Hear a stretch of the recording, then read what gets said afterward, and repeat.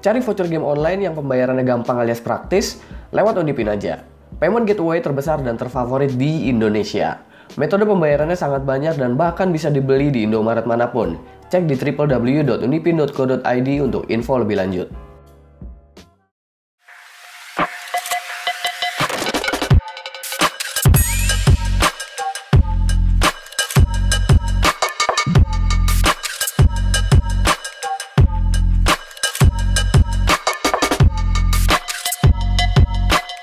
Ngomongin GPU low end berarti tandanya kita perlu menurunkan ekspektasi kita terhadap setting grafik pada game.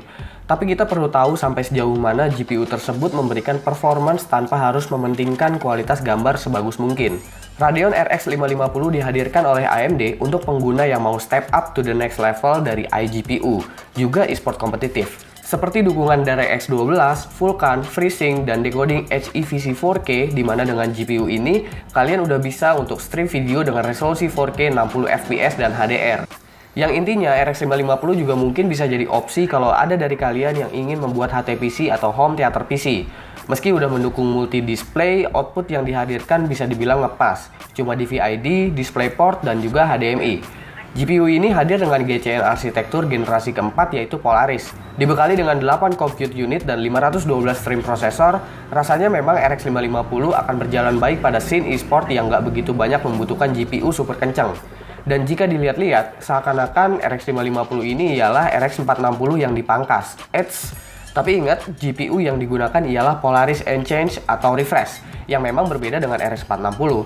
Untuk seri Gigabyte Gaming ini adalah versi pre-overclock yang dihadirkan untuk RX 550. Dengan kata lain, clock speed yang diberikan sedikit lebih besar dari aslinya, yaitu 1206 MHz. Juga dilengkapi dengan memori 2GB GDDR5 7Gbps, beserta TDP 65W. Desain yang dihadirkan Gigabyte cukup menarik karena memberikan fan WindForce-nya untuk kelas GPU yang entry level ini. Menandakan meskipun kelas bawah, tampilan harus tetap kelihatan keren. Yang membuat gue cukup kaget adalah dengan voltase GPU 1,05 volt, GPU RX 550 ini bisa gue overclock hingga 1400 MHz dengan memori 1900 MHz atau efektif 7,6 Gbps. Gue cukup menggunakan tools bawaan dari driver AMD yaitu Global Wattman untuk toolsnya. Dan merubah 2 atau 3 step terakhir menjadi 1400 MHz, juga merubah memory clocknya menjadi 1900 MHz. Dengan tuning seperti ini, RX 550 masih berjalan sangat baik dan stabil saat gue melakukan stress test pada Unigine Benchmark. Dalam kondisi full load, suhu terjaga di 66 derajat Celcius dengan fan auto. Dan GPU power draw-nya pada GPU Z terlihat cuma sekitar 44 watt.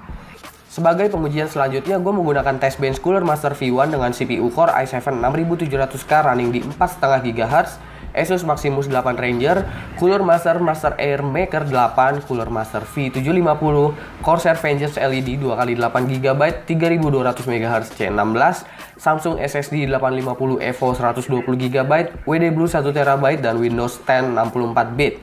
3D Mark Firestrike. RX 550 dari Gigabyte ini memberikan 12% performance increase saat berjalan di 1400 MHz untuk grafik skornya. Dan pada 3D Mark Time Spy, gue harus bilang memang skornya sangat kecil mengingat Time Spy memang lebih berat. Dan peningkatan saat di overclock hanya sekitar 7% aja. Lompat ke CSGO dengan settingan high tanpa anti-aliasing dan texture filtering, di game ini RX 550 mendapatkan rata-rata 186 fps dan 99 persentil di 137 fps. Dan punya peningkatan sekitar 14 fps saat clock speed berjalan di 1400 MHz. Yang dimana dengan fps segini, RX 550 masih clock untuk dibarengin dengan monitor 144 Hz. Ya, kali ini gue memberikan 1% minimum fps atau 99 persentil fps. Sekedar info bagi yang belum tahu, 1% minimum fps adalah 1% fps terburuk di dalam game yang kita mainin. Dengan kata lain, setiap fps pastinya akan mengalami drop fps dalam hitungan milisecond. Jika hasilnya terlalu kecil, ada kemungkinan game akan mengalami stutter dan tentunya dapat mengganggu gameplay kita.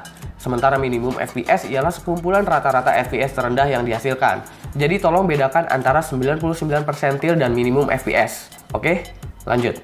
RX 550 akan terasa berat jika menggunakan anti-aliasing pada setting game kita. Terlihat setelah mengaktifkan anti-aliasing, rata-rata FPS dan juga 99 persentil turun hampir setengahnya. Balik lagi ke awal tadi, kita memang perlu menurunkan ekspektasi terutama pada setting grafik. Di Dota 2, dengan high preset tanpa anti-aliasing, entah kenapa gue bisa bilang ini FPS-nya terbilang sangat tinggi. bahkan masih bisa naik 10 fps saat berjalan di 1400 MHz. Gua rasa RX 550 bener-bener e-sport ready banget. Tapi gimana kalau game AAA? Seperti GTA 5 misalkan, tanpa MSAA game ini smooth dan hampir nggak mengalami stuttering. Ngelihat 99 persentilnya bener-bener nggak beda jauh dari rata-rata FPS. Dan masih bisa ngedapetin rata-rata 60 fps plus jika kita mau overclocknya lagi. Tapi perlu gue ingetin bahwa game e-sport dan GTA 5 ini adalah game yang tipenya banyak melakukan load pada CPU. Jadi ada kemungkinan jika kalian menggunakan sistem yang berbeda, bisa jadi hasilnya akan jauh berbeda dari gua. Gua harap kalian perhatikan baik-baik soal ini. Kalau gitu kita coba game AAA yang banyak memerlukan load pada GPU, yaitu The Witcher 3. Meski masih playable, di sini baru kelihatan kalau RX 550 lumayan engap dan cuma mampu ngasih FPS yang bisa dibilang cinematic. Dan pada Deus Ex, FPS pun mirip-mirip baik setting high maupun medium. Ya bisa dibilang cukup keren juga karena masih bisa sanggup dikit-dikit untuk diajak main game seperti ini. Tapi, yang jadi problem bagi gua adalah harga. Price point RX 550 yang satu ini ialah $89 atau mungkin bisa 1,3 juta di Indonesia. Dengan price point segini, RX 550 jadi ditempatkan sangat ngegantung karena mungkin harganya akan berbeda $20 dari RX 560 yang juga akan segera hadir dan kemungkinan punya performance 80% lebih besar dari RX 550. Gue berharap banget sih RX 550 ini ke depan harganya turun paling enggak jadi sejuta deh. Dijamin tuh jadi VGA Kerehore sejuta umat. Dilema sih memang harganya. Tapi bagi gue jika ada seseorang ingin pakai RX 550 untuk iCafe atau warnet, ini bisa jadi pilihan ngirit terbaik. Tapi untuk build rumahan, gue rasa pertimbangannya cukup berat. Kecuali kalian memang berniat mau build HTPC kayak yang gue sebutkan di awal. Atau memang budgetnya mentok banget, gak bisa ditambah lagi, dan kebetulan keperluannya cuma e-sport, silakan ambil RX 550. Oke, jangan lupa like, share, dan subscribe jika video ini bermanfaat buat kalian semua. Follow sosial media gue itu ada di description. Gue Subki, dan seperti biasa, sampai jumpa di lain kesempatan.